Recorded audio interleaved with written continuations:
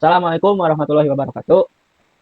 Yang terhormat Bapak Firman Ahmad Fauji, Eskom, selaku dosen pengampu mata kuliah basis data. Di sini saya dan teman-teman saya akan mempresentasikan hasil proyek UAS kami yang berjudul Sistem Peminjaman Alat Olahraga. Nah, kami dari kelompok 3 yang beranggotakan saya sendiri yaitu Rahmat Syahril Ripaldo dan teman-teman saya. Saya Pandu Malik Samudra. Dan saya Muhammad Bakri Al-Harofi. Saya Muhammad Faisal Rizwandi. Nah, di sini langsung saja ke materi yang pertama. Di sini ada latar belakang dan tujuan. Latar belakang dari proyek ini adalah karena sistem pengelolaan peminjaman alat olahraga selama ini kan masih dilakukan secara manual ya, yaitu dengan ditulis di kertas ataupun di Excel. Efeknya itu jadi sering terjadi redundansi data, terus susah nyari data, dan pengembalian yang telat. Jadi tidak terpantau. Oleh karena itu, tujuan kami merancang sistem basis data ini yang struktur dan terintegrasi agar stok alat, peminjaman, dan manajemen anggota bisa berjalan optimal. Ruang lingkup proyek kami mencakup rancangan ERD hingga 3NF, implementasi DDL atau DML di MySQL, sampai pembuatan query, informasi, dan denda. Selanjutnya, untuk detail ERD akan dijelaskan oleh rekan saya. Pada slide ini, rancangan ERD sistem kami. Terdapat 5 entitas utama, yaitu anggota, alat olahraga, peminjaman, pengembalian, dan dana.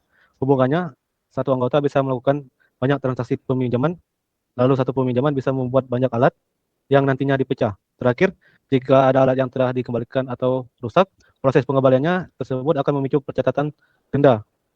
Selanjutnya, slide 4. Proses normalisasi. Untuk memastikan basis data ini efisien dan bebas dari masalah, kami melakukan normalisasi bertahap dari bentuk UNV sampai 3 NV. Di tahap 1 NV kami menghilang repeating group agar semua nilainya atomik. Di 2 NV kami memecahkan tabel berdasarkan ketergantungan fungsional penuh, memisahkan master anggota, alat, dan transaksi.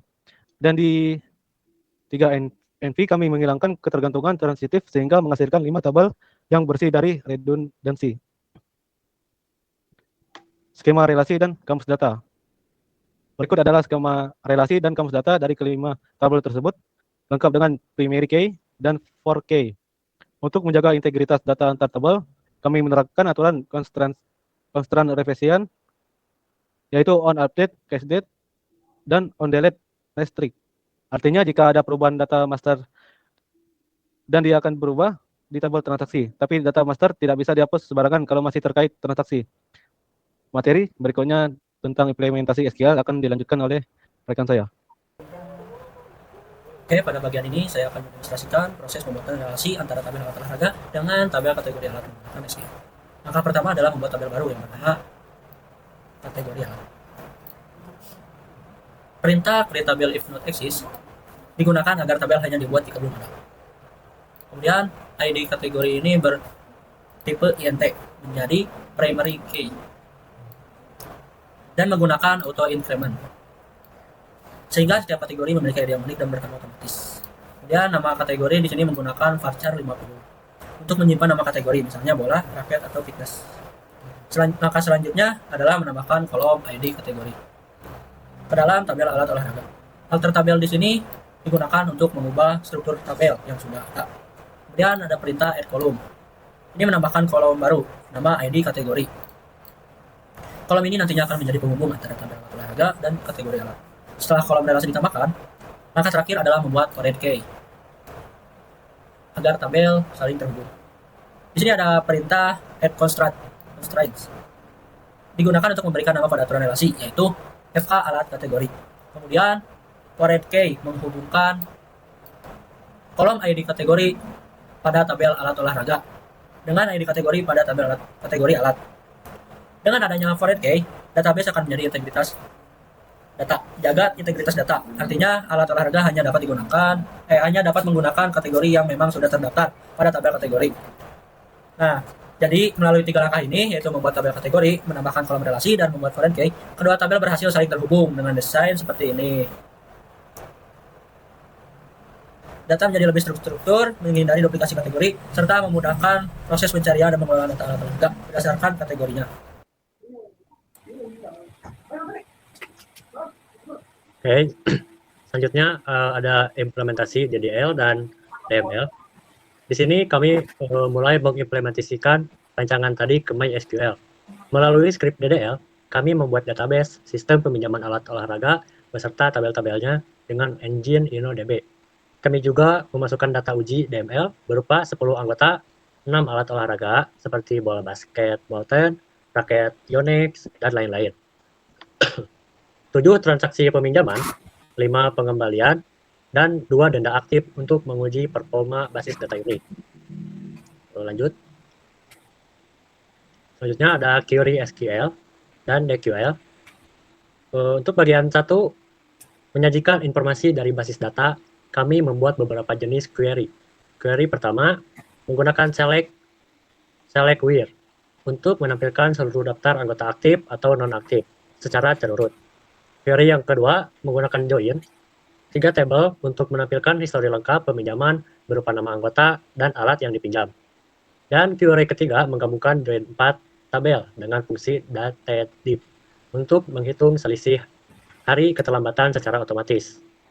Next. Oke, selanjutnya itu query DNE, denda dan status alat. Bagian 2 query kritis berikutnya adalah query D dan query E. Query D berfungsi menampilkan daftar denda yang statusnya belum bayar. Dari hasil uji, terlihat data seperti Faisal yang kena denda 15.000 karena telat 3 hari, dan Ani denda 65.000 karena telat plus merusak alat.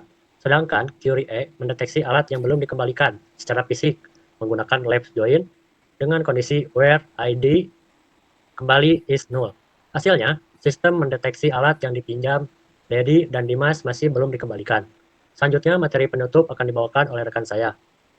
Terima kasih Fakih rekan saya atas penjelasannya yang sangat detail mengenai implementasi query. Baik Pak Firman dan teman-teman semua, sekarang kita sudah masuk ke bagian kesimpulan dan saran. Berdasarkan seluruh proses yang sudah kami kerjakan, mulai dari memetakan masalah manual hingga mengeksekusi di MySQL, kami menyimpulkan bahwa sistem basis data peminjaman alat olahraga ini telah berhasil dirancang dan diimplementasikan secara penuh. Pengguna struktur IRD dan proses normalisasi hingga tahap 3NF terbukti sangat efektif untuk meminimalisir redundansi data dan mencegah terjadinya data anomali saat operasional kampus berjalan. Script DDL yang kami bangun juga sudah meningkat konsisten integritas referensial PK atau FK dengan sangat kuat. Namun di sini sistem ini masih bisa dikembangkan lebih jauh lagi. Oleh karena itu, kelompok kami merumuskan 3 poin saran krusial untuk mengembangkan ke depannya. Yang pertama ada penerapan trigger otomatis. Kami menyarankan penambahan fitur trigger pada database. Jadi setiap kali ada data baru di tabel pinjaman, sistem otomatis akan memotong nilai di kolom stok tersedia pada tabel alat olahraga tanpa perlu update manual lagi. Kemudian ada indeks dan optimasi performa. Untuk mengantisipasi lonjakan data ketika forum peminjaman sudah mencapai ribuan transaksi, perlu dilakukan indeks pada kolom-kolom yang sering dipanggil dalam klausa where. Contohnya seperti kolom tanggal peminjaman dan nama anggota. Kemudian ada integrasi front-end. Agar sistem ini tidak sekedar berupa basis kode SQL, maka berikutnya yang sangat ideal adalah mengintegrasikan dengan antarmuka aplikasi berbasis web ataupun mobile. Dengan begitu, mahasiswa ataupun petugas lapangan bisa langsung memakainya dengan mudah. Sebagai penutup dari presentasi hari ini, mari kita lihat kembali struktur piramida ringkasan proyek yang sudah kelompok kami selesaikan. Proyek tugas besar ini ditopang oleh 4 pilar. Pada pilar pertama, kami berhasil melakukan pembersihan data lewat normalisasi dari bentuk pilar normal UNF hingga mencapai 3NF, menghasilkan 5 tabel final yang siap dipakai dan saling terhubung. Kemudian di pilar kedua, kami melakukan implementasi SQL secara rigid, menyusun struktur DDL seperti create table, masukkan data uji mulai DML, insert, hingga memastikan relasi PK-FK dan cadar indeksnya berjalan lancar. Kemudian ada pilar ketiga, yaitu kekuatan fungsional sistem, yaitu query DQL, di mana kami sukses menyusun 5 jenis query menggunakan fungsi kompleks seperti join, group by, having, subquery, hingga manipulasi data dengan dateDiff. Dan semua itu dibangun atas fondasi pilar keempat, yaitu entitas sistem yang menangani data-data utama kita, mulai dari data anggota, alat olahraga, data petugas, transaksi pinjaman, hingga detail pengembalian dan dendanya. Melalui sistem yang struktur ini, kami mengelola fasilitas olahraga di berbagai tempat tentunya, yang akan menjadi jauh lebih transparan, rapi, dan akurat. Oke, sekian presentasi dari kelompok 3 kelas TIF RP25D. Mohon maaf yang sebesar-besarnya apabila ada kesalahan kata atau kekurangan dalam penyampaian kami. Jika dari Pak Firman selaku dosen pengampu atau dari teman-teman sekalian ada masukan atau saran yang membangun, dengan senang hati kami akan terima. Terima kasih banyak atas perhatiannya. Assalamualaikum warahmatullahi wabarakatuh.